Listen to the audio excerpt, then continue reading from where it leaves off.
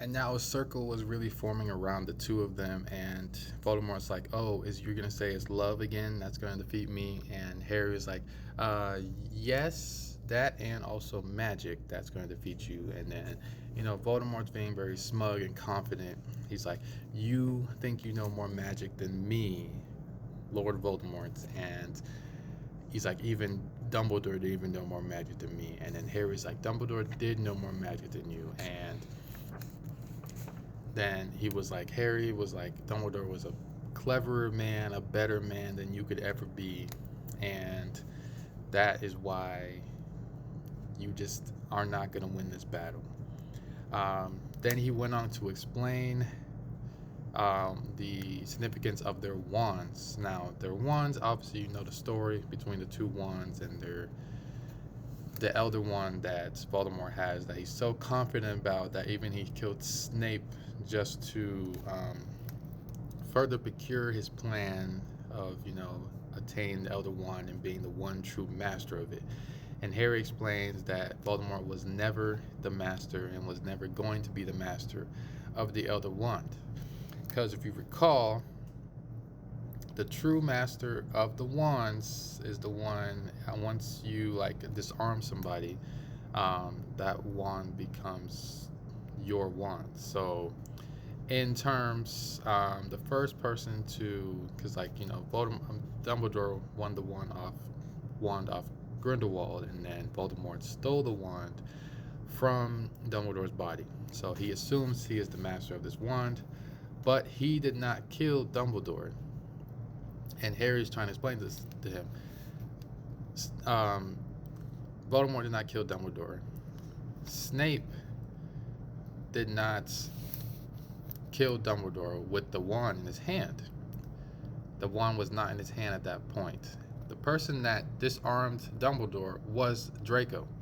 So Draco was the true master of the wand up to the point where Harry disarmed Draco at their house. So that makes Harry, the true master of the Elder Wand. And at this, Harry was feeling anticipation building in Voldemort. You could feel the rage building in him, all the emotion, and he was waiting for Voldemort to launch his curse at him. And also to add another cherry on top of this, he said also that Snape was never on his side from the beginning. Well, I guess from the very beginning he was on his side, but once he figured out that that Voldemort was going after Lily, that's when Snape switched sides. Snape was always on Dumbledore's side from the moment that he realized he messed up and that Voldemort was going after Lily. Snape's love for Lily was so strong that for one, his Patronus is a doe, just like Lily's Patronus. And his love for Lily is so strong that he had been a spy for Dumbledore this whole time, was willing to look after the child he never could have with the woman he could never be with. And also the plan that Dumbledore's death was planned months in advance also. Snape had killed a Dumbledore that was severely weakened and was already ready to die. And Snape was supposed to be the original, he was supposed to be the owner of the Elder Wand. And that's the plan, the flaw in the plan. And that ended up making Harry the master. And then at that, Voldemort launches his spell at Harry. Harry launches the spell at Yamas, and it's over pretty much in a couple seconds. Voldemort is dead. Harry has the wand. Before that, there was the sparking of their wands together, and the true owner of the wand cannot be killed. So the Elder Wand could not kill Harry, and so the spell backfires onto Voldemort, and he is killed by his own spell yet again. Insane ending. And then from there's cheers from everybody, and everybody's, really happy. Voldemort's gone. All the Death Eaters are pretty much captured or taken out. Um, and the Great Hall, there's no one sitting at their tables anymore.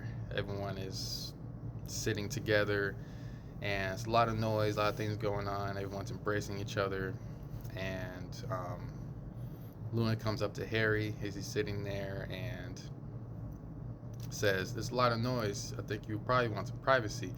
And she was like, "I'll make a distraction so you can go under your cloak." So then she makes a distraction. Harry sneaks off under his cloak, and then he goes and walks through, seeing people talking to each other. Neville is talking to a bunch of people. He has a sword sitting by him, and he sees Ginny talking to her parents. He wants to stop, but he's like, "No, I got time. I got time." And then he sees the Malfoys all together embracing each other. At that point, they had just given up on Voldemort, just looking for their son. And then he goes and finds Ron and Hermione and said, "You guys come with me." And he goes to the headmaster's office, which has no password anymore.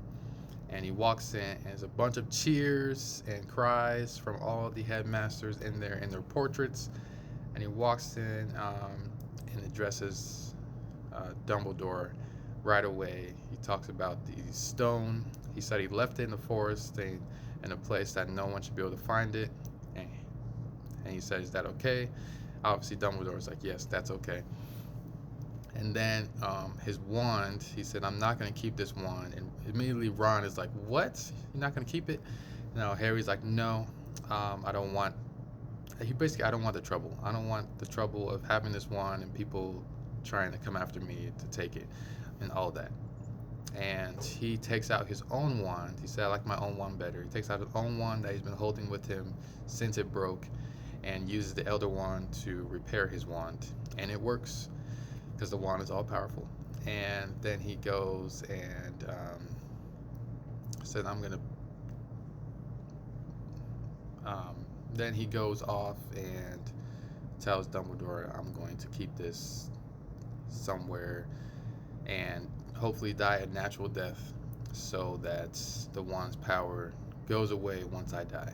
But he also said, "I'm going to keep the invisibility cloak for myself." And then Dumbledore's like, "That's perfectly fine, and then you can pass it off to to your kid when they're old enough." And that is it. Oh, what a beautiful ending to the story. I still have the epilogue to read, so I'll read that, and then that'll probably be the last video for sure. And then I'll watch the movies back to back. Hopefully I can watch them back to back, and then this story will be over. It's crazy. It's been going on since September? September is when I started the first one. It's been a wonderful journey. Yeah, it's been a wonderful journey. I'm definitely glad I was able to read these and experience this story firsthand. Yeah, this is so much better than the movies. So much better. And I've also forgotten the scene with the elves coming in the castle as well, just like cutting everyone's ankles and knees. Elves being led by Creature. That was a cool moment as well. So yeah, wonderful, wonderful, wonderful books. Just wish the author was a better person.